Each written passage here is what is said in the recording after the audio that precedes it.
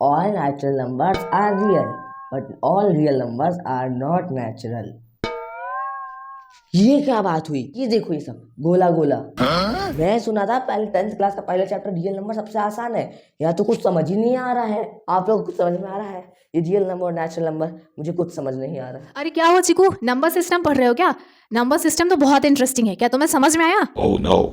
देखो चिकू, इस चैप्टर को समझने के लिए हमें नंबर सिस्टम को ना डिटेल में जानना होगा। वैसे तो class 5th 6th 7th 8th 9th हर साल फर्स्ट चैप्टर में हमें नंबर्स के बारे में पढ़ाया जाता है, लेकिन बहुत ही कम बच्चे हैं जो नंबर सिस्टम को डिटेल में और अच्छे से समझ पाए हैं। तो चलो चिकू, हम लोग यहाँ से स्टार्ट करते हैं। नंबर सिस्टम क्या है, उसके बाद ये सारी चीज़ें और ये पूरा चैप्टर तुम बहुत आसानी से समझ पाओगे। तो बच्चों, क्लास 10th के चैप्टर 1 में बेसिकली हमें 2 टॉपिक्स पढ़ने हैं। पहला टॉपिक है हमारा fundamental principle of arithmetic and the second topic is properties of irrational numbers. ठीक, तो इस पूरे चैप्टर को हम अच्छे से समझ पाएंगे। उसके पहले चलिए बात करते हैं थोड़ा सी नंबर सिस्टम की, यानी कि देखते हैं नंबर सिस्टम का introduction. So let's get started. तो चलिए बच्चों, इस चैप्टर के इंट्रोडक्शन में सबसे पहले हम लोग देखते हैं इंट्रोडक्शन नंबर सिस्टम का। तो कहानी चालू होती है नंबर्स की नेचुरल नंबर से। जब इंसान को मैथमेटिक्स के बारे में कुछ नहीं पता था, यानी बहुत पहले की बात है, जब कुछ नहीं मालूम था, मैथ्स जैसा भी कुछ होता है, नंबर्स भी कुछ होते हैं, तो लोगों ने नेचर में देखा कि 5 एप्पल 6 एप्पल, कुछ लोग जा रहे हैं 10 से ज़्यादा 20 होते हैं। यानी कि जो नंबर्स नेचर में मिलते हैं, अगर हम उसे लिस्ट आउट कर दें, अगर हम उसे एक सेट में रख दें, तो हमारा पहला सेट बन जाता है जिसे कहते हैं the set of natural number. ये हमारे नेचुरल नंबर का सेट है। नेचुरल के नंबर के सेट को कैपिटल एन से डिनोट किया जाता है और इसके अंदर 1 2 3 4 5 6 टाइप के एलिमेंट्स होते हैं। कोई आपसे पूछे कि भाई सबसे बड़ा नेचुरल नंबर कौन है, तो आप नहीं बता सकते। कोई भी नंबर सबसे बड़ा इसमें नहीं कहा जा सकता। हम कह सकते हैं कि इनफाइनाइट नंबर्स हैं, लेकिन हाँ, सबसे छोटा नेचुरल नंबर होता है 1। 1 के बाद डायरेक्ट 2 आता है, 2 के बाद 3 आता है। तो इस तरह के सेट को नेचुरल नंबर का सेट कहा जाता है। उसके बाद कहानी आगे बढ़ती है, जीरो की डिस्कवरी होती है और जीरो को इस सेट में ऐड कर दिया जाता है, तो एक नया सेट बन जाता है, हमारा दूसरा सेट बन जाता है जिसे कहते हैं होल नंबर्स। ये है हमारे होल नंबर्स का सेट। और इस सेट में कैसे एलिमेंट्स होते हैं भाई? नेचुरल नंबर के सेट में 0 और ऐड कर लो, तो 0 1 2 3 4 5 ऐसे एलिमेंट्स होते हैं होल नंबर्स में। डिफरेंस है natural numbers and whole numbers में। उसके बाद मैथमेटिक्स की कहानी थोड़ा सा और आगे बढ़ती है और इंसान ने सीख लिया था सब्ट्रैक्शन करना। जब उन्होंने सब्ट्रैक्शन करना सीखा, तो छोटे नंबर से जब हम बड़े नंबर को घटाते हैं तो भाई नेगेटिव नंबर्स आ जाते हैं। तो उन्हें पता चल गया कि नंबर्स नेगेटिव भी हो सकते हैं और पॉजिटिव भी हो सकते हैं, और नेगेटिव नंबर्स पॉजिटिव नंबर से छोटे होते हैं। तो नंबर लाइन एग्जिस्टेंस में आई और उसके बाद बन गया the set of integers and it is denoted by capital Z। और इंटीजर्स में कैसे एलिमेंट्स होते हैं? बीच में होता है 0, राइट साइड होते हैं positive numbers and left side होते हैं नेगेटिव नंबर्स। ठीक है, तो 1 के बाद सीधे 2 आता है। हमें ऐसा लगता है इस सेट को देख के कि यार अब तो सब कुछ डिस्कवर हो चुका था, नेगेटिव भी आ गया, पॉजिटिव भी आ गया, 0 भी आ गया, अब क्या कमी है? तो इंटीजर्स के सेट में एक कमी है कि सिर्फ इंटीजर आता है, इसे हिंदी में कहते हैं पूर्णांक, पूरे अंक आते हैं। यानी कि 1.2 डेसिमल जैसा कुछ नहीं आएगा, पार्ट नहीं आता है, जस्ट पूरे अंक आते हैं, नेगेटिव पॉजिटिव बट पूरे नंबर्स, डेसिमल नहीं। उसके बाद कहानी बढ़ती है आगे, और जब मैथमेटिकल ऑपरेशन डिवीजन बनाया गया, एक नंबर से दूसरे नंबर को डिवाइड करना इंसान ने सीख लिया, तब उन्हें समझ में आया यार कि एक में से हम 4 को डिवाइड कर दें तो बन जाता है 0.25 आता है। ये नंबर 1 का पार्ट है, 1 से छोटा है। 3/4 यानी 3 का चौथाई पार्ट, और उस टाइम पे रैशनल नंबर का शुरुआत होता है। तो रैशनल नंबर का जो हमारा सेट होता है इसे Q से डिनोट करते हैं। और इस सेट में किस टाइप के एलिमेंट्स आते हैं? हर वो नंबर जिसे P/Q के फॉर्म में लिख सकते हो, हर वो नंबर जिसे P/Q के फॉर्म में आप लिख सकते हो, वो होता है हमारा रैशनल नंबर। सवाल उठता है कि क्या 3 एक रैशनल नंबर है? बिल्कुल, 3 को आप 3/1 लिख सकते हो, इसलिए वो रैशनल है। हर वो नंबर जिसे P/Q के फॉर्म में लिख सकते हैं, 1/2 रैशनल है, 3/4 रैशनल है, 27/2 रैशनल है, ये सारे रैशनल हैं। यानी कि होल नंबर भी इन रैशनल ही है, क्योंकि इसको भी तो 2/1 3/1 लिख सकते हैं, सब भी रैशनल ही है। तो ये रैशनल नंबर का सेट है।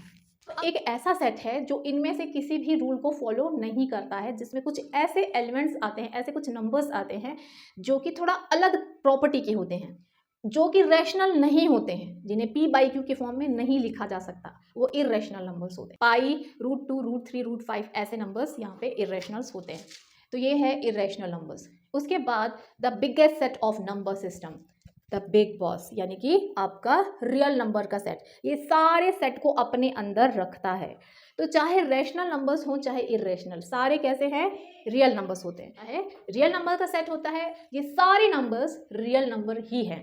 तो आप क्या कह सकते हैं, the combination of rationals and irrational numbers is called real number, या collection of all rationals and irrational numbers is real numbers. तो ये रियल नंबर की कहानी है, ठीक है। इसीलिए इस चैप्टर का नाम आपके रियल नंबर्स है। तो बेसिकली क्लास 10th का जो चैप्टर 1 है इज अबाउट इरेशनल नंबर और उसकी प्रॉपर्टीज। ओके, तो नंबर सिस्टम के इंट्रोडक्शन के बाद जो हमारा पहला टॉपिक है हम उसे पढ़ने के लिए रेडी हैं, फंडामेंटल प्रिंसिपल ऑफ अर्थमेटिक। और जब नंबर सिस्टम के नंबर्स की बात की जाए तो दो ही तरह के नंबर्स बेसिकली वहाँ होते हैं, prime numbers and composite numbers. Prime numbers मतलब सीधे तरीके से अगर मैं बता दूं तो कुछ ऐसे नंबर्स होते हैं जो कि किसी के भी टेबल में नहीं आते हैं, यानी कि किसी भी नंबर से वो डिवाइड नहीं किए जा सकते हैं। तो जब हम ऐसा बोलते हैं कि किसी से भी डिवाइड नहीं किए जाते तो तुरंत दो ऐसे नंबर आ जाते हैं जो उन्हें डिवाइड कर सकते हैं।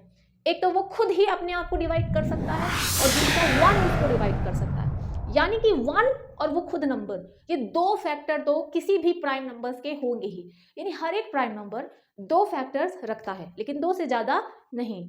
तो ये मैथमेटिकल डेफिनेशन है कि numbers which have exactly 2 factors, that number and 1, एक ऐसा नंबर जिसके सिर्फ दो फैक्टर्स होते हैं, एक तो वो खुद और एक 1, तो ऐसा नंबर प्राइम नंबर होता है। यहां तक आपको समझ में आ गया। अब प्राइम नंबर जैसे कि 3 एक प्राइम नंबर है क्योंकि 3 को हम कोई भी और फैक्टर में तोड़ ही नहीं सकते। 3 को आप ज्यादा से ज्यादा लिख सकते हो 3 × 1, तो एक 6 को हम तोड़ सकते हैं, ब्रेक कर सकते हैं 2 × 3 और × 1, तो इसके 3 फैक्टर आ गए यानी कि 2 से ज्यादा आ गए, तो it is a composite number. तो कंपोजिट नंबर वो नंबर्स होते हैं जिसके 2 से ज्यादा फैक्टर्स होते हैं। 12 is a composite number, 10 is a composite number, जबकि 2, 3, 5, 7, 11, 13 ये सारे हैं prime numbers.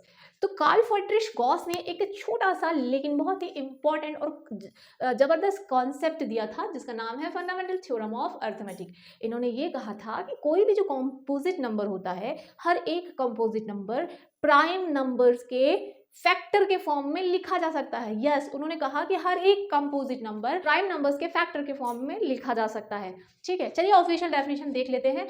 Every composite number can be expressed as a product of prime numbers and this factorization is unique apart from the order in which the prime factors occurs। अब ये क्या कहानी कह गए हैं, चलिए समझ लेते हैं। इन्होंने मान लीजिए मैंने एक प्राइम नंबर लिया 20, ठीक है।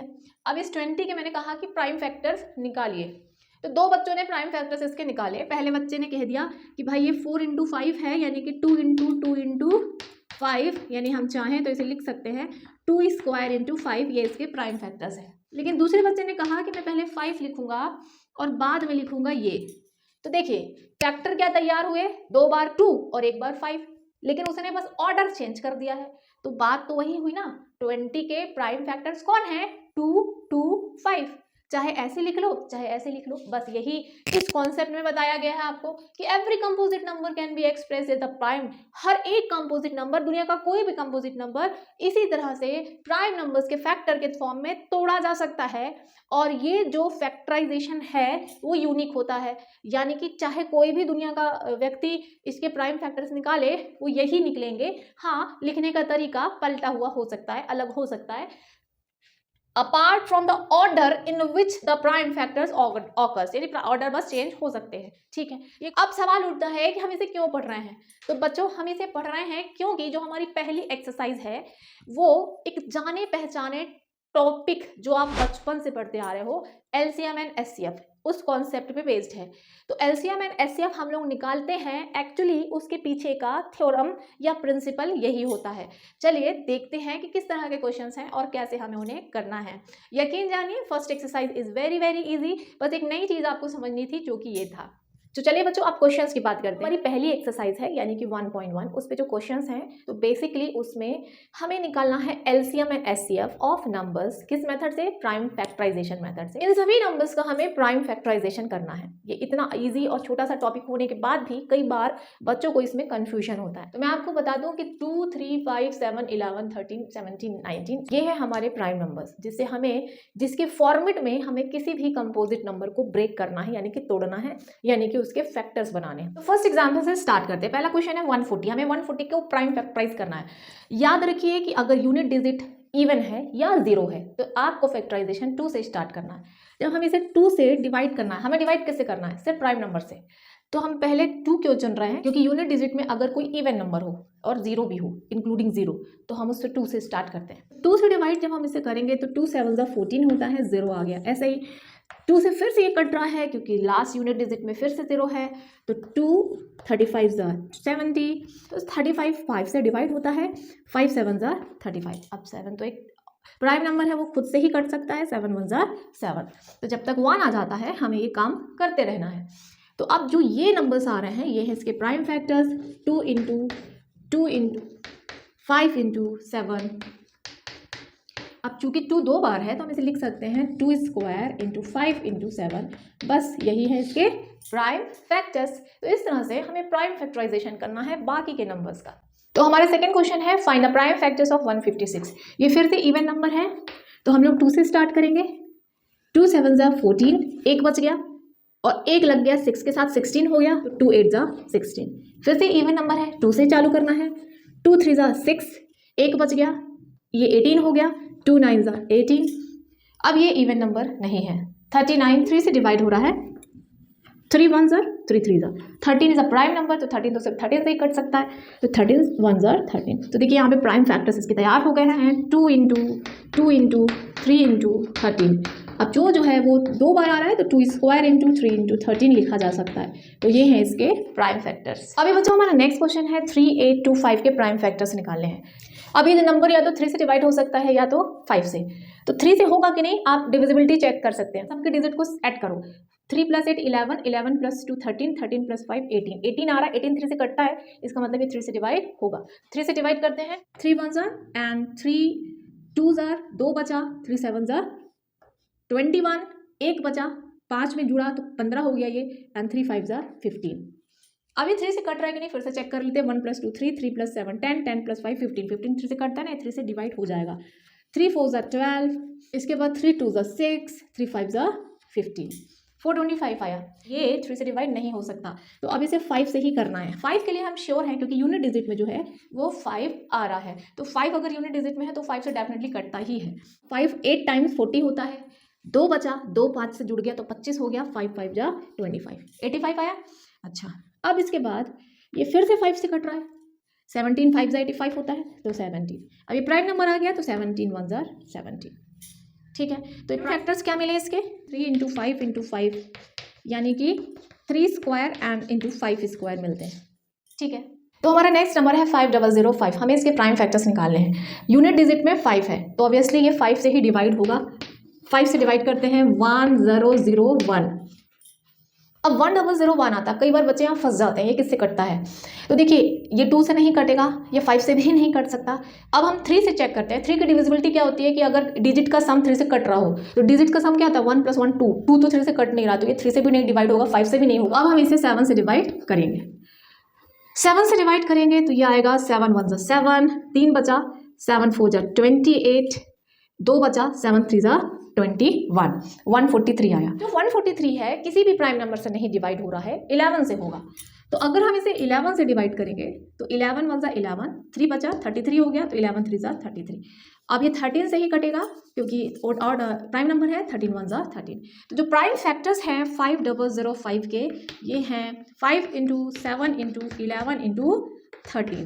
तो ये हैं प्राइम फैक्टर्स इसके 5005। तो हमारा नेक्स्ट नंबर है 7429। तो हमें प्राइम फैक्टराइज करना है 7429 को। देखिए बच्चों 2 3 5 7 ये इनमें से किसी प्राइम नंबर से नहीं डिवाइड हो रहा है। 2 से क्यों नहीं हो रहा है? क्योंकि यूनिट डिजिट में 2 नहीं है। 3 से क्यों नहीं हो रहा है? इन सब का सम 3 से नहीं कट रहा है।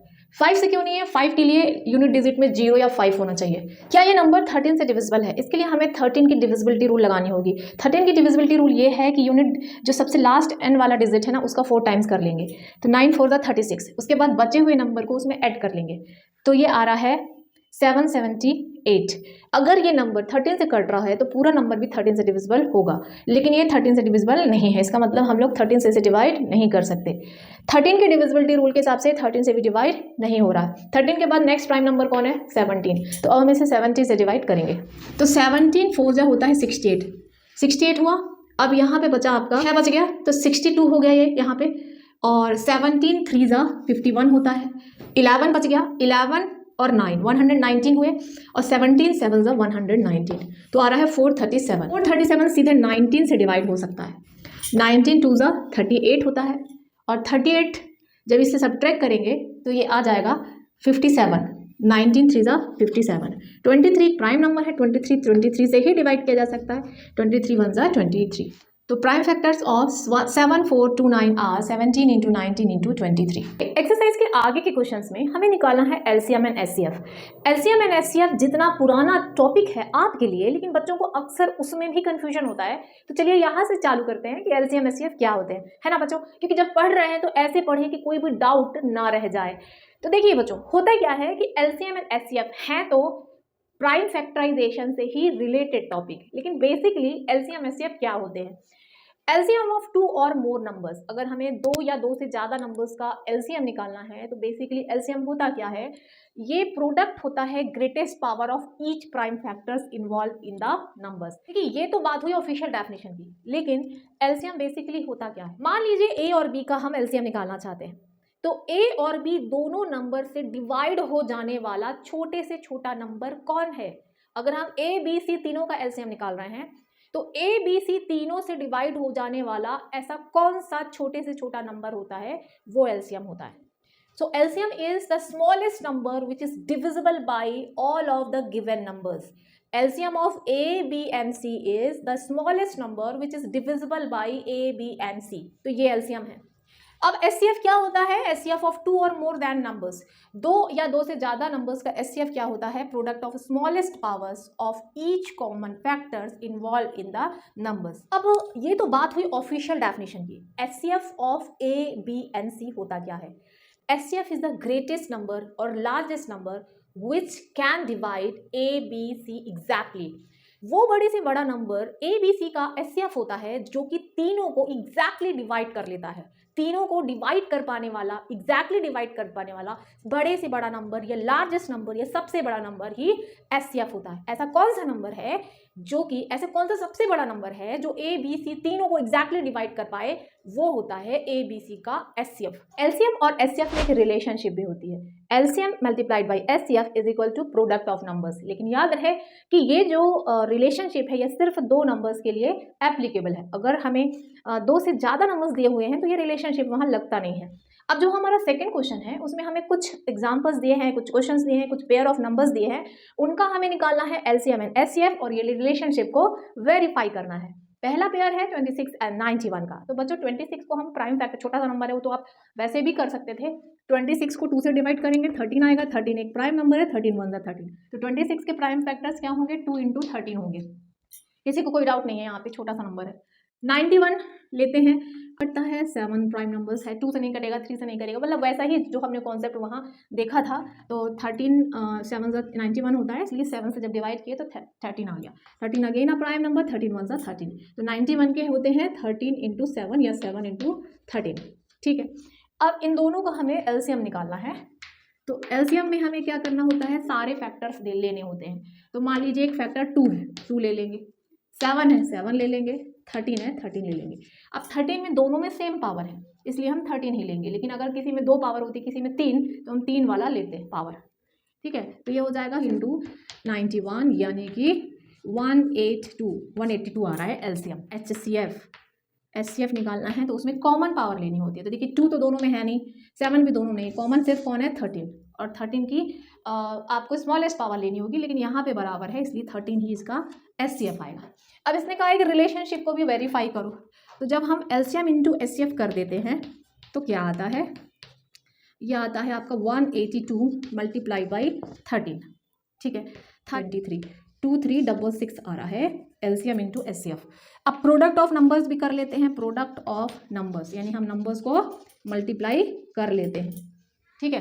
तो जब हम नंबर्स को मल्टीप्लाई करेंगे यानी कि 26 को जब मैं 91 से मल्टीप्लाई करूंगी 2366, इसका मतलब ये हुआ कि हमने ये रिलेशनशिप जो थी दोनों के बीच की वो वेरीफाई कर ली। तो इस तरह से हमें क्वेश्चंस को करना है। यहाँ पे देखिए हमारा नेक्स्ट पेयर है 510 एंड 92, इनका हमें निकालना है एलसीएम एंड एचसीएफ। 510 के अगर हम प्राइम फैक्टराइज करें तो 2 से डिवाइड करेंगे, 2 2 4, 2 5 10 एंड 2 5 10, 255 आएगा, 255 आया।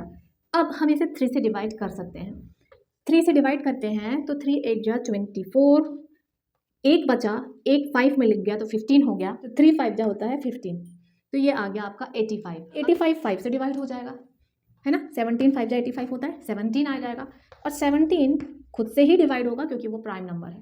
तो 510 के जो प्राइम फैक्टर्स हैं वो 2 इंटू 3 इंटू 5 इंटू 17 होते हैं, ठीक है। बात करते हैं 92 की। 92 के प्राइम फैक्टर्स क्या होंगे? 92 फिर से एक इवन नंबर है, हमें 2 से डिवाइड करना है, 2 4 जा 8, तो ये हो गया 12, तो 2 6 जा 12, 2 से 23 प्राइम नंबर है तो वो खुद से ही जाएगा, 23 1 जा 23। तो 92 के प्राइम फैक्टर्स क्या मिले आपको? 2 इंटू 2, तो इसको अपन लोग क्या लिख सकते हैं, 2 स्क्वायर लिख सकते हैं, इंटू 23। अब इसमें एलसीएम और एचसीएफ निकालना है। तो देखिए यहाँ पे 2 है और यहाँ पे 2 स्क्वायर है, तो एलसीएम के लिए हम लोग क्या करेंगे, 2 स्क्वायर वाला लेंगे, बड़ा वाला लेते हैं। फिर इसमें 3 है लेकिन इसमें नहीं है, तो भी हम लोग 3 यहाँ से पिक करेंगे।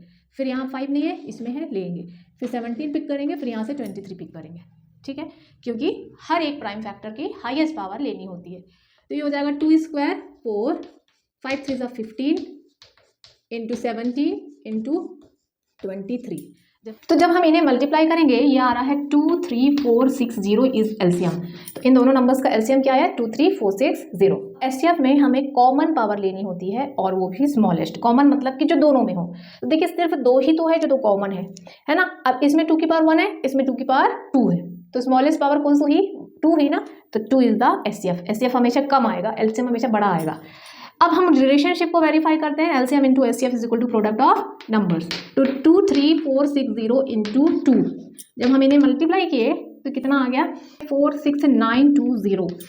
अब LCM into HCF product of numbers है कि नहीं उसे वेरीफाई करने के लिए प्रोडक्ट ऑफ नंबर्स ले लेते हैं। प्रोडक्ट ऑफ नंबर्स यानी कि जो नंबर हमें दिए हुए थे 510 एंड 92, जब हम इन्हें मल्टीप्लाई करते हैं तो ये भी आता है 46920। Hence verified the relationship between LCM and HCF. तो ऐसे हमें क्वेश्चंस करने हैं एंड आप चाहो तो इसे खुद से ही कर लेते सकते हो, या लेकिन हम सारे क्वेश्चन सॉल्व करके दे रहे हैं आपको, इसलिए हम इसे भी बता देते हैं। आप चाहो तो खुद से ट्राई करो अलॉन्ग विथ मी, मेरे साथ आप भी सॉल्व करते रहिए। तो जब हम 336 को स्टार्ट करते हैं 2 से डिवाइड करना, 2 1 जा 2 6 जा 12, एक बचा, 2 8 जा 16, एक 168 आया। अब इसे फिर से 2 से कैंसिल करेंगे, डिवाइड करेंगे, तो 2 8 जा 16, 2 4 जा 8, 2 से फिर से कटेगा 42, 2 से फिर से कटेगा 21। अब जो ये 21 आ गया इसे 3 से डिवाइड करेंगे, 3 7 जा 21, 7 प्राइम नंबर है तो 1। तो 336 के जो प्राइम फैक्टर्स हैं वो हैं कितने? 2 कितनी बार है? 4 टाइम्स है, 2 की पावर 4, 3 एक बार है और 7 भी एक बार है, ठीक है। अब 54 का स्टार्ट करते हैं, 54 इवन है। 54 को 2 से करते हैं 2 27 जा, 3 से करते हैं 3 9 जा, 3 से करते हैं 3 3 जा, 3 से करते हैं 3 1 जा। तो 54 के प्राइम फैक्टर्स हैं 2 इंटू 3 क्यूब, ठीक। अब इसमें से एलसीएम एंड एचसीएफ हमें एज यूजुअल, जैसे मैंने आपको पहले बताया था, निकाल लेना है। एलसीएम के लिए हमें हर एक फैक्टर लेना होता है, तो 2 ले लिए तो 2 की पावर 4 लेना है क्योंकि बड़ी पावर पिक करते हैं, तो 2 की पावर 4 पिक किया। फिर 3 दोनों में है लेकिन 3 की पावर 3 पिक करना है, और 7 इसमें है तो 7 पिक करना है। तो 3 की पावर 3 इंटू 7 कितना आएगा? 3024 एलसीएम आ गया।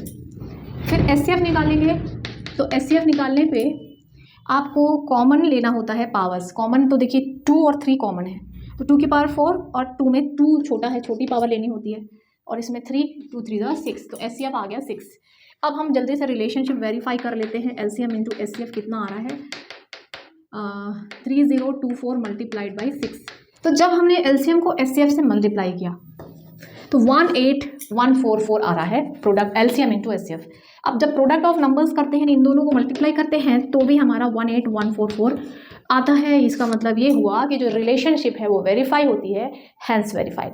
अब हमें 2 नहीं बल्कि 3 नंबर्स दिए हैं, इनका हमें एलसीएम एंड एचसीएफ निकालना है। लेकिन आप देख सकते हो नंबर्स कितने छोटे हैं, लेकिन ये बड़े भी हो सकते हैं। मेथड सीख लीजिए तो आपको आसानी हो जाएगी। देखिए, अगर नंबर इतने छोटे हैं ना, तो हमें प्राइम फैक्टराइजेशन करने में कोई भी प्रॉब्लम नहीं है, वैसे ही कर सकते हैं बिना मतलब डिवाइड करें। 12 को आप क्या लिख सकते हो कि 4 3 12 होता है, तो 4 मतलब 2 × 2 × 3, ऐसे इसके प्राइम फैक्टर्स बनेंगे।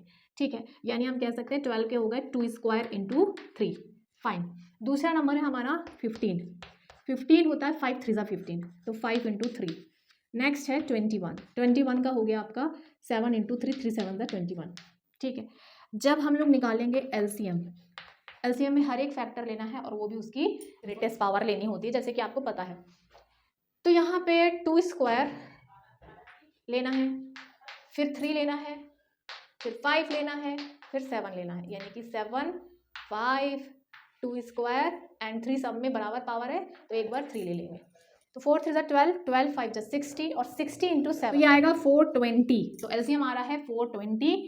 बात करते हैं इसके एचसीएफ की। एचसीएफ में हमें कॉमन लेना होता है, तो देख सकते हैं 3 सब में कॉमन है। ठीक, तो 3 ही इसका एचसीएफ हो जाएगा। तो इसका एलसीएम है 420, जबकि एचसीएफ है 3। अब इसके सेकंड पार्ट में जो हमें नंबर दिए हैं 17 23 29, ये जो नंबर्स हैं ना सारे प्राइम नंबर्स हैं, तो इनके प्राइम फैक्टर्स में क्या होगा? 17 में 17 × 1, 23 में 23 × 1, 29 में 29 × 1। ऐसे केस में एचसीएफ तो हमेशा 1 ही आता है। अगर नंबर रिलेटिवली प्राइम है तो उनका एचसीएफ हमेशा 1 आएगा। और एलसीएम क्या होता है? इन सब का प्रोडक्ट होता है। तो 17 × 23 × 29 सबको कर देना है फटाफट से multiply, that will be the LCM. तो ये आ रहा है 11339, that's all, this is LCM. तो अगर प्राइम नंबर्स आए तो आप ऐसे एलसीएम एचसीएफ निकाल लोगे। 8 9 एंड 25, फिर से नंबर्स बहुत छोटे हैं। 8 के प्राइम फैक्टर्स क्या होंगे? 2 × 2 यानी कि 2³।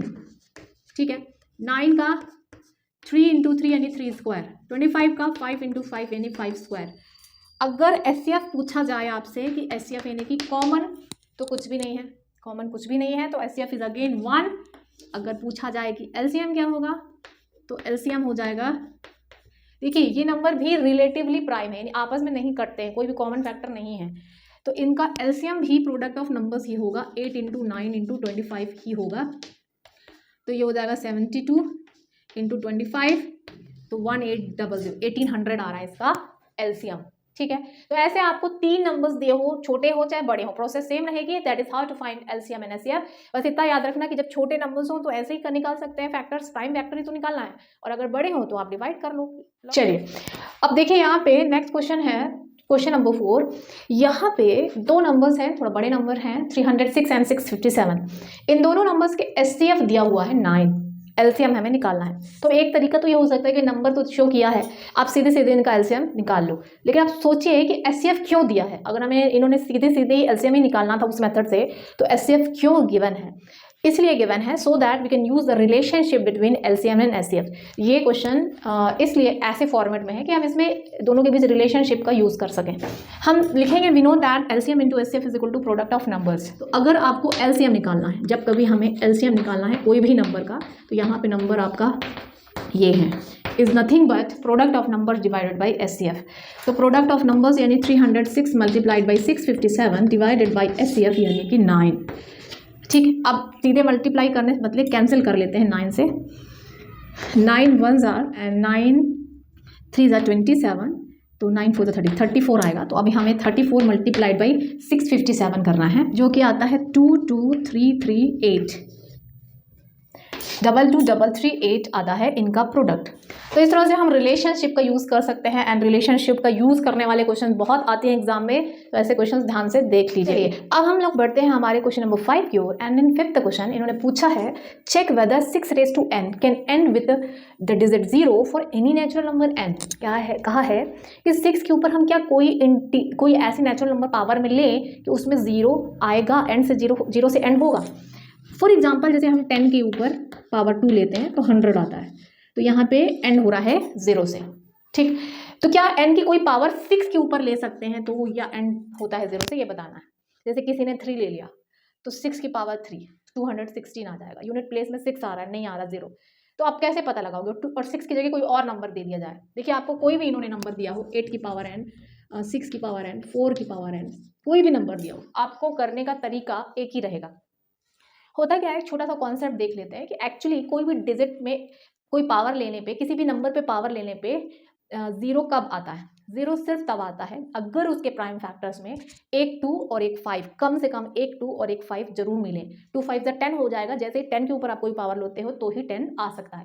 यानी कि छोटा सा फंडा ये है कि किसी भी नंबर की पावर n लो, n आप बढ़ाते चले जाओ, लेकिन उसमें n डिजिट पे 0 सिर्फ तब आएगा, सिर्फ और सिर्फ तब आएगा अगर उस नंबर के, उस कंपोजिट नंबर के प्राइम फैक्टर्स में एक बार 2 और एक बार 5 तो कम से कम हो ही। ठीक, यानी कि आपको कुछ नहीं करना है, प्राइम फैक्टर्स चेक करना है। हम सबसे पहले लिखेंगे given number 6 raise to n would end with the digit 0, 6 power n 0 से एंड होगा if prime factorization of 6 raise to n contain 2 and 5। ठीक है, 2 and 5 अगर उसके प्राइम फैक्टराइजेशन में हुए तो वो 2 0 से एंड होगा। बट भाई हमारा जो 6 रेज़ टू n है उसमें क्या होता है, 2 into 3 6 होता है, ये होगा। हम देख सकते हैं कि 2 के साथ 3 तो है बट 2 के साथ 5 नहीं है। तो हम यहाँ पे साफ साफ लिख देंगे कि भाई prime factors of 6 raise to n does not contain 2 and 5, मतलब 2 तो है 5 नहीं है, does not contain 5। And by uniqueness of fundamental theorem हम जानते हैं कि 6 के अगर ये प्राइम फैक्टर्स है तो इसके अलावा और कोई प्राइम फैक्टर्स नहीं हो सकते। This is because of the uniqueness of fundamental theorem. हमने थ्योरम में पढ़ा था कि हर एक कंपोजिट नंबर को जो प्राइम फैक्टर्स में लिखा जा सकता है वो एक्सप्रेशन यूनिक होता है, इसके अलावा और कोई हो भी नहीं सकता इसका कि कोई बोले नहीं मैं निकाल के बता सकता हूँ। तो इसके प्राइम फैक्टर्स में 5 आ ही नहीं सकता by uniqueness of fundamental theorem. तो इसलिए चूंकि इसके फैक्टराइजेशन में 5 नहीं है, इसलिए ये n की वैल्यू कुछ भी रखते रहो, ये कभी एंड नहीं हो सकता 0 से। It does not contain 5। फिर हम लिखेंगे कि भाई इसका यही बस एक फैक्टर हो सकता है।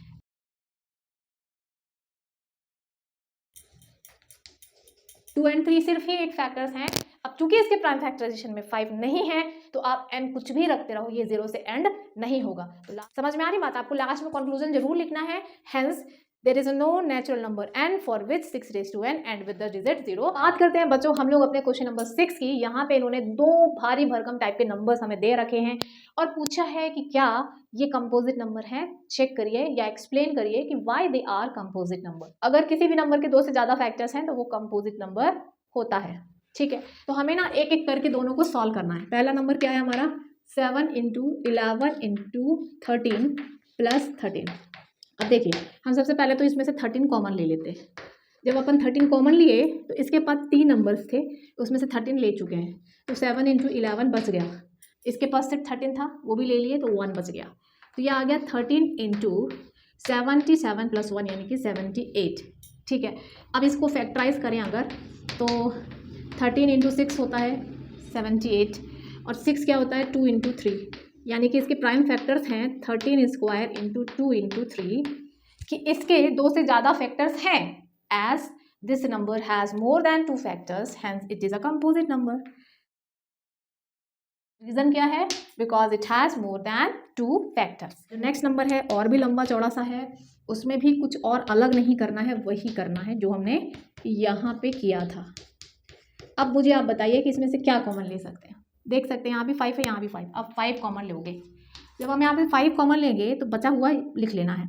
7 into 6 पहले यहाँ पे लिख देती हूँ मैं, 7 into 6 into 4 into 3 into 2। ठीक है, 3 into 2 को 6 से डायरेक्ट लिख देते हैं, प्लस 5 में से 5 कॉमन ले लिए तो 1 बच गया। तो यहाँ पे आ रहा है 5 into, ये आएगा 1008 एंड प्लस 1 1009। अब देखिए यहाँ पे 1009 एक प्राइम नंबर है, तो 109 into 1, तो यहाँ पे देखिए 1 2 3 3 फैक्टर्स हो गए। As this number has more than 2 factors so it is a composite number. यहाँ पे हम लिख देंगे it is a composite number and reason वही होगा because it has more than 2 factors. Fine, तो ऐसे क्वेश्चंस को आपको ऐसे करना है, बहुत आसान होते हैं। यहाँ पे नंबर्स वो चेंज कर सकते हैं, कॉन्सेप्ट याद रखिएगा। चलिए बच्चों अब बात करते हैं एक्सरसाइज के लास्ट क्वेश्चन की, जो एक्चुअली एक वर्ड प्रॉब्लम है। इस क्वेश्चन में 2 बच्चे हैं जो कि सोनिया एंड रवि हैं। ये दोनों क्या करते हैं, जैसे आपने देखा होगा ना कि जो ग्राउंड होता है, स्टेडियम होता है, उसमें बीच में सर्कुलर स्टेडियम होता है और चारों तरफ ऐसे पेवेलियन होता है जिसमें क्राउड बैठते हैं। क्वेश्चन में रीड करूँ तो there is a circular path around a sport field. Sonia takes 18 minute one round of the field while Ravi takes 12 minutes for the same. Suppose they both start in the same point and same time and go in the same direction. After how many minutes they will meet again at the starting point? तो देखिए ये मान लेते हैं कि हमारी circular field है और ये स्टार्टिंग पॉइंट है जहाँ से दोनों दौड़ना चालू किया। सोनिया की कैपेसिटी ऐसी है कि वो पूरा एक चक्कर लगाने में 18 मिनट का टाइम लेती है, यानी वन राउंड वो कंप्लीट करेगी 18 मिनट में। अगर 2 चक्कर लगा रही है तो 36 मिनट में, अगर 3 चक्कर लगा रही है तो 54 मिनट में। और जबकि रवि क्या करता है, थोड़ा तेज भागता है, ये सिर्फ 12 मिनट में ही एक पूरा चक्कर लगा लेता है। तो रवि एक राउंड लगाएगा 12 मिनट्स में, दूसरा राउंड लगाएगा 24 मिनट्स में और तीसरा राउंड लगाएगा 36 मिनट में। ठीक, तीसरा राउंड, तो जब रवि तीसरा राउंड कंप्लीट कर लिया होगा 36 मिनट में तो यहाँ पे होगा 3 राउंड कंप्लीट करके, जबकि सोनिया दूसरा ही राउंड कंप्लीट करके यहाँ पे रही होगी 36 मिनट में स्टार्टिंग पॉइंट में। यानी कि दोनों जन 36 मिनट में यहाँ पे होंगे जब रवि ने 3 राउंड कंप्लीट कर लिया होगा और सोनिया ने 2 ही राउंड कंप्लीट किया होगा, but they will meet at the starting point in 36 minutes. तो हमें साफ साफ समझ आ रहा है कि 36 मिनट्स में वो मिल लेंगे। लेकिन ऐसे प्रॉब्लम्स को सॉल्व करने के लिए हमें लीस्ट कॉमन मल्टीपल निकालना होता है, एलसीएम निकालना होता है। तो just we have to find the LCM of किसका, जितने टाइम पे एक चक्कर लगाती थी सोनिया और जितने टाइम पे एक चक्कर लगाता था रवि। तो just we have to find the time when they meet again. Time तो हम यहाँ पे लिखेंगे कि time when they meet again at the starting point is nothing but LCM of 18 and 12। तो 18 के प्राइम फैक्टर्स क्या होते हैं, 9 2 होता है ना 18, तो 2 इंटू 3 इंटू 3 ये प्राइम फैक्टर्स हो गए इसके 18 के। देन 12 के होंगे, 4 3 12 होता है, तो 2 इंटू 2 इंटू 3 होंगे। तो हम इसको लिख सकते हैं 2 इंटू 3 स्क्वायर और इसको हम लोग लिख सकते हैं 2 स्क्वायर इंटू 3। तो अगर एलसीएम लेना होता है तो हम लोग यहाँ पे हम लोग 3 स्क्वायर पिक करेंगे, यहाँ पे 2 स्क्वायर पिक करेंगे, तो 9 इंटू 4 यानी कि 36 मिनट्स।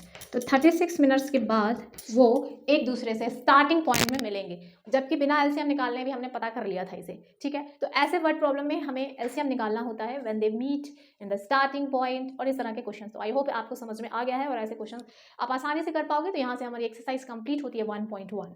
अब हम लोग बढ़ते हैं हमारे सेकंड कॉन्सेप्ट की ओर, जो कि है प्रॉपर्टीज ऑफ इरेशनल नंबर्स।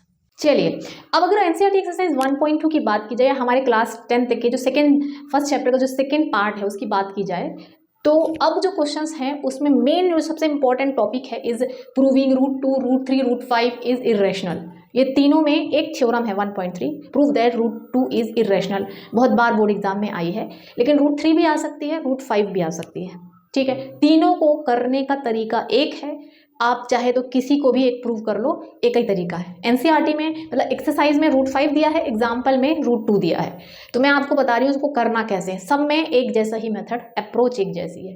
ठीक है, हमें प्रूव करना है कि रूट 2 इरेशनल है। हम लोग प्रूव करते हैं कॉन्ट्राडिक्शन मेथड से। ये मेथड क्या होती है कि हम शुरू में ही उल्टा मान लेते हैं, जो हमें प्रूव करना है उसका हम उल्टा मान लेते हैं।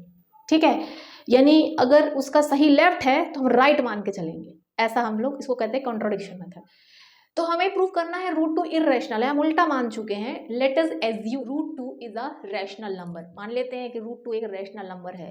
तो अब अगर ये रैशनल नंबर है तो कॉन्सेप्ट क्या कहता है रैशनल नंबर का, कि भाई रूट 2 तो जरूर p/q फॉर्मेट में लिखा जा सकता होगा, तो root 2 is equal to p/q। लेकिन मैंने यहाँ पे a/b ले रखा है, क्योंकि हम लोग फॉलो कर रहे हैं एनसीईआरटी वाला सोल्यूशन। क्योंकि बोर्ड एग्जाम में अगर आप एनसीईआरटी के मेथड को फॉलो करोगे ना तो आपको पूरे मार्क्स मिलेंगे, कुछ भी आधा नंबर भी नहीं कटेगा, इसकी श्योरिटी रहेगी अगर आप सही तरीके से करो। तो लेट अस एज्यूम कि रूट 2 एक रैशनल नंबर है, अगर तो फिर वो a/b के फॉर्म में लिखा जा सकता है। अब रैशनल नंबर का कॉन्सेप्ट कहता है कि फिर b 0 नहीं होना चाहिए और a और b आपस में कटते नहीं होने चाहिए, यानी कि बोले तो a एंड b आर को प्राइम। इनमें ये दोनों साथ में किसी भी टेबल में नहीं आ सकते, दोनों एक नंबर से तो कट ही नहीं सकते। That is the meaning of को प्राइम, यही मीनिंग होती है को प्राइम की। तो हमने मान लिया है कि ये रैशनल है, a b में कोई कॉमन फैक्टर बिल्कुल भी नहीं है। ठीक है, अब इसके आगे बढ़ते हैं, b को उधर लेके जाएंगे, तो root 2b is equal to a।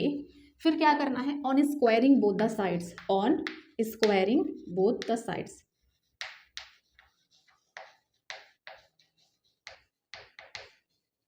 उसके बाद ऑन स्क्वायरिंग बोथ साइड, दोनों साइड स्क्वायर कर दो। यहाँ पे क्या हो जाएगा 2b square is equal to a square. A square is equal to 2b square, मतलब कि ए स्क्वायर 2 से डिविजिबल है, तो हम यहाँ पे क्या लिखेंगे, therefore A square is divisible by 2। A square is divisible by 2, इसी चीज़ को हम कैसे लिख सकते हैं, 2 डिवाइड्स ए स्क्वायर, यानी कि 2 ए स्क्वायर को डिवाइड करता है। अब एक थ्योरम है आपके एनसीईआरटी में, थ्योरम 1.2, उसे प्रूव नहीं करना है, जस्ट उसको हम समझा देते हैं। वो थ्योरम ये कहती है कि अगर p कोई प्राइम नंबर है और अगर p a स्क्वायर को डिवाइड करता है तो p a को भी डिवाइड करेगा। यहाँ पे हम इसको लिख लेते हैं, if p divides a square it implies p divides a, p a को भी डिवाइड करेगा। सो 2 a स्क्वायर को डिवाइड करता है, that means 2 divides a, 2 a को भी डिवाइड करेगा। अब अगर 2a को डिवाइड करता है, इसका मतलब ये हुआ कि a 2 से डिविजिबल है, यानी a की वैल्यू 2 से डिविजिबल, जैसे कि 8 2 से डिविजिबल है, 6 2 से डिविजिबल है, यानी कोई इवन नंबर है a। तो अगर a कोई इवन नंबर है तो a की वैल्यू 2m, 2 का कोई मल्टीपल होगी। लेट अस एज्यूम कि a जो है वो 2m है, 2 का कोई मल्टीपल होगा, 2m है। अब इसे तुम्हें रख देना है किसमें, इक्वेशन नंबर 1 में। जब अपन स्क्वायरिंग किए थे ना, उसको फर्स्ट इक्वेशन दे देंगे, अब यहाँ पे रख देंगे। तो पुटिंग इन इक्वेशन 1, a की वैल्यू को फर्स्ट इक्वेशन में पुट कर देते हैं, तो √2b is equal to a, तो ये फर्स्ट इक्वेशन में रख देते हैं। तो 2b square is equal to a square, और a क्या है, 2m है, तो 2m का square. Solve it, 2b square is equal to 2 का स्क्वायर 4, 4m स्क्वायर, कैंसिल करेंगे, 2 1 ज़ा 2 2 ज़ा, तो यहाँ पे आ जाएगा b square is equal to 2m square, b square is equal to 2m square. b square की वैल्यू 2 के फॉर्म में है, इसका मतलब 2 divides b square, it implies 2 divides b square. अगर 2 b स्क्वायर को डिवाइड करता है तो इसी थ्योरम से 2 डिवाइड करेगा b ऑल्सो, यानी कि b डिविजिबल है 2 से और a भी था डिविजिबल 2 से, यानी a और b दोनों ही एक टाइम पे एक ही क्वेश्चन में सेम नंबर से डिविजिबल हैं। ये तो नहीं हो सकता, अगर ये हमारा √2 एक रैशनल नंबर था तो ये नहीं हो सकता। तो यहाँ पे हम लिखेंगे that means a and b both have a common factor 2, both have a common factor 2, दोनों के कॉमन फैक्टर क्या है, 2 है। It's a contradiction that a and b are coprime, ये इस बात का कॉन्ट्राडिक्शन है कि a और b को तो हमने स्टार्टिंग में को प्राइम लिखा था। So it's a contradiction because हमने एज्यूम किया था कि a and b are coprime, so our assumption is wrong that √2 is a rational number. So if √2 is not rational then it is a irrational number, hence our assumption is wrong, so √2 is irrational। और जब अपनी assumption wrong है तो हम क्या कहेंगे कि भाई ये √2 एक रेशनल नंबर नहीं है, तो फिर क्या हो जाएगा, इरेशनल हो जाएगा। बस ऐसे ही आपको √3 को इरेशनल प्रूव करना है। अब एक्सरसाइज 1.2 का फर्स्ट क्वेश्चन है, प्रूव दैट √5 इज इरेशनल। जैसे कि मैंने आपको बताया था √2 √3 √5 सबकी मेथड एक जैसी है। सबसे पहले क्या करते हैं, लेट अस एज्यूम कि √5 एक रेशनल नंबर है, उल्टा मान लेंगे, जो हमें प्रूव करना हम उसका उल्टा मान लेंगे कि ये एक रेशनल नंबर है। अगर ये रेशनल नंबर है तो उसको p/q फॉर्म में लिख सकते हैं, यानी कि a/b फॉर्म में लिख सकते हैं, जहाँ b 0 नहीं है और a and b को प्राइम है, यानी कोई भी कॉमन फैक्टर इसमें नहीं है। फिर b को इधर ले आएंगे तो ये हो जाएगा √5b is equal to a, on squaring both the side तो ये हो जाएगा 5b square is equal to a square. This is your first equation. a square की वैल्यू 5b स्क्वायर है, इसका मतलब ये हुआ कि a square is divisible by 5। ये क्या कर रहा है, डिविजिबल बाय है 5 के, डिविजिबल बाय 5, यानी कि 5 डिवाइड्स a स्क्वायर। अगर कोई भी प्राइम नंबर a स्क्वायर को डिवाइड करता है तो वो प्राइम नंबर a को भी डिवाइड करेगा। ये है हमारी थ्योरम 1.2। अगर कोई भी प्राइम नंबर a स्क्वायर को डिवाइड करता है तो वो प्राइम नंबर a को भी डिवाइड करेगा। तो 5 डिवाइड्स a, 5a को भी डिवाइड करेगा। अब अगर 5a को डिवाइड करेगा उसका मतलब a की वैल्यू 5 के किसी मल्टीपल के फॉर्म में होगी, 5 इंटू कोई मल्टीपल होगी। इसका मतलब ये हुआ कि a की वैल्यू क्या होगी, 5 इंटू कोई इंटीजर होगा। तो लेट अस एज्यूम कि 5 की a की वैल्यू 5m होगी, ठीक है। ये आप क्या करोगे, पुटिंग इन इक्वेशन 1, इसे इक्वेशन नंबर 1 में रख देंगे। तो 5b² is equal to a² और a क्या है, 5m है।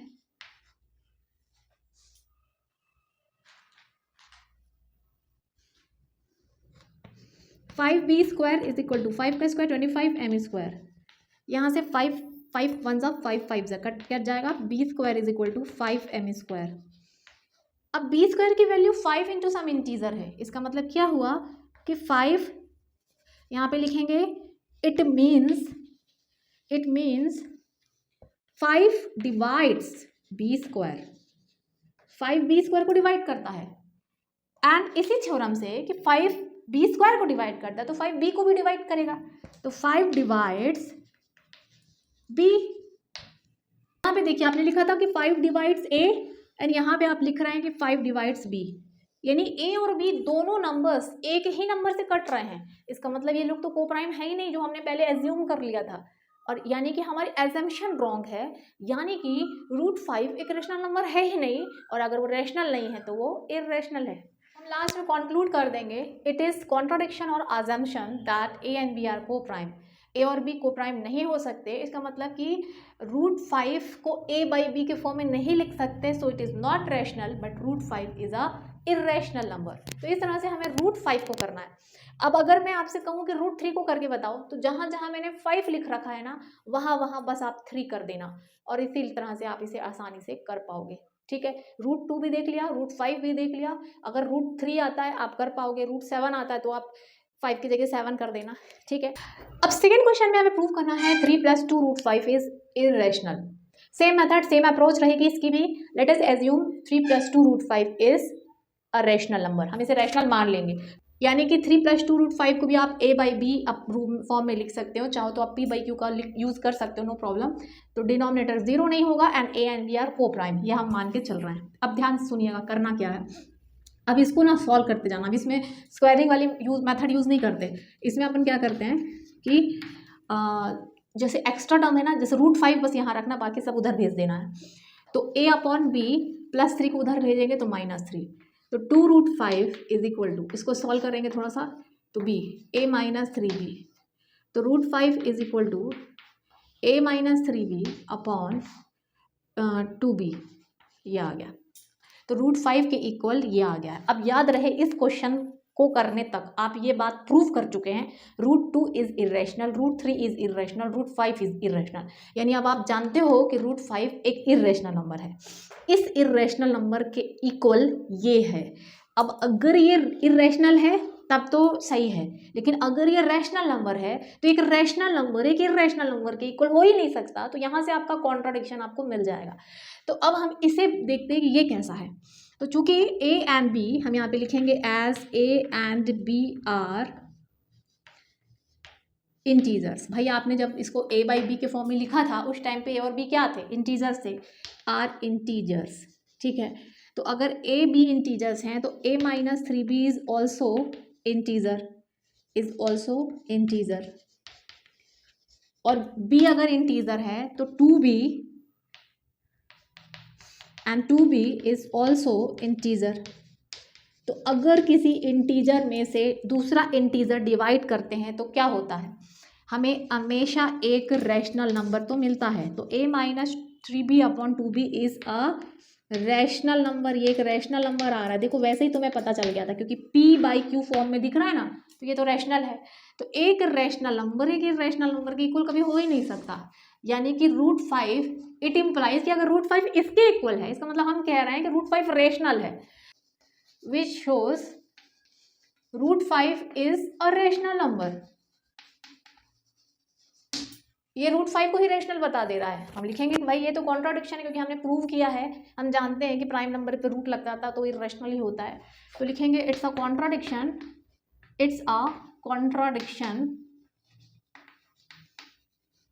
ऑफ द फैक्ट, इस फैक्ट का कॉन्ट्राडिक्शन है कि √5 इज इर्रेशनल। इस फैक्ट का कॉन्ट्राडिक्शन है, ये तो √5 को ही रेशनल बता दे रहा है। Hence our assumption is wrong, तो हम लोग लिखेंगे हैंस ये जो शुरू में ही आप इसको रैशनल एज्यूम कर लिए थे, अब अपनी गलती सुधार लेते हैं कि हैंस 3 + 2√5 इज़ इरेशनल, और इसलिए ये एक इरेशनल नंबर है। अब देखिए बच्चों, यहाँ पे ना मैंने आपको 3 + 2√5 का बताया, अब इसमें चेंज भी हो सकता है, 4 + 3√5 हो सकता है, कुछ भी, मतलब ये जो चेंज हो सकता है, लेकिन मेथड आपको यही यूज़ करनी है। आई होप समझ पा रहे हो आप।